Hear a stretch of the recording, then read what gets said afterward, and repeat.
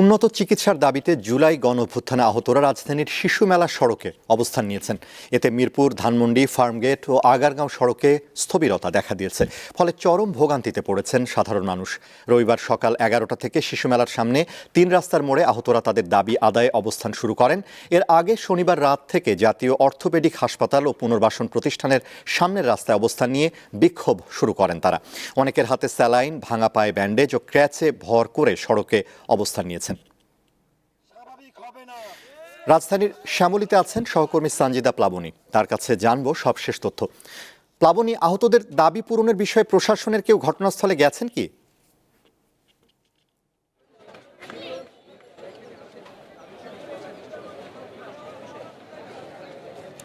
আনোয়ার, এখন পর্যন্ত কিন্তু প্রশাসন থেকে এই যে জুলাই অভ্যুত্থানে যে আহত ছাত্র জনতা আন্দোলন করছেন, এখন পর্যন্ত কোনো প্রশাসন থেকে কোনো ব্যক্তিকে আমরা এখনো উপস্থিত হতে দেখিনি ঘটনাস্থলে।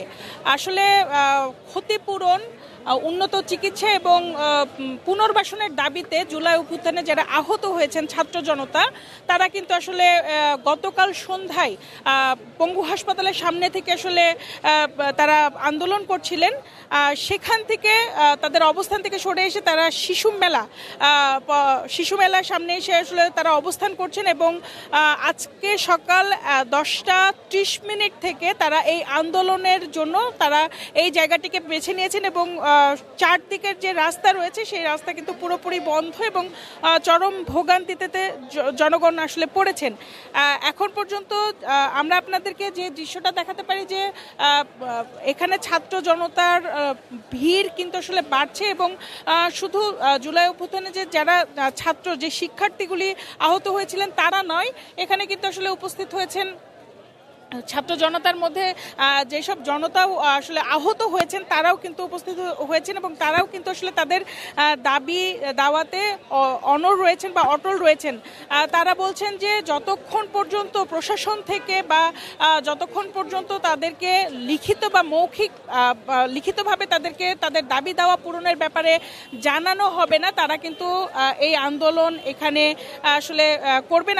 আপনি নিশ্চয়ই দেখতে পাচ্ছেন আনোয়ার যে বিভিন্ন জায়গায় আসলে এখানে জনসমুদ্রের মতো যেটা আমরা আসলে দেখতে পাচ্ছি যে প্রচুর শিক্ষার্থী, প্রচুর আন্দোলনে আহত ব্যক্তিরা আসলে এখানে উপস্থিত হয়েছেন। আমরা কিন্তু হুইল চেয়ার নিয়ে যারা হাঁটতে পারে না, জুলাই অভ্যুত্থানে যারা পঙ্গু হয়েছেন, যারা হাঁটতে পারছেন না, তারা হুইল চেয়ারে, তারা ক্র্যাচে করে ভর করেও কিন্তু আসলে এখানে আসছেন এবং তারা এই আন্দোলনে সমবেত হচ্ছেন এবং তারা জানাচ্ছেন যে তারা তাদের যে দাবি দেওয়া আছে তারা সেই দাবি দেওয়া পূরণের ক্ষেত্রে অনড় রয়েছেন এবং তারা তাদের দাবি না আদায় হওয়া পর্যন্ত কিন্তু তারা এখানে আসলে এখান থেকে এই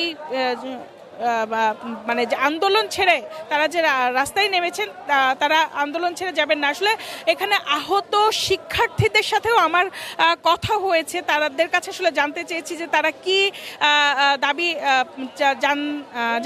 জানিয়েছেন বা তারা কি ধরনের পদক্ষেপ নিয়েছেন। তারা আমাদেরকে জানিয়েছেন যে তারা খুব সুশৃঙ্খলভাবেই এখানে আন্দোলন করে যাচ্ছেন। তারা যেটি ইমার্জেন্সি যে গাড়িগুলি রয়েছে, অর্থাৎ অ্যাম্বুলেন্স সহ যে এমার্জেন্সি বিষয়গুলি, তারা কিন্তু গাড়িগুলিকে যেতে দিচ্ছেন, অন্য গাড়িগুলি কিন্তু তারা যেতে দিচ্ছে না। তারা বলছেন যে এখানে আসলে মানুষের ভোগান্তি হচ্ছে, কিন্তু তারা মাঠে নামতে আসলে তারা বাধ্য হয়েছেন, এই আন্দোলন করতে বাধ্য হয়েছেন। তার কারণ তাদেরকে জুলাই অভ্যুত্থানে যে দাবি দেওয়ার বিষয়ে তাদেরকে যে আশ্বস্ত করা হয়েছিল সেই দাবি দাওয়াগুলি কিন্তু তাদের এখনো পূরণ হয়নি।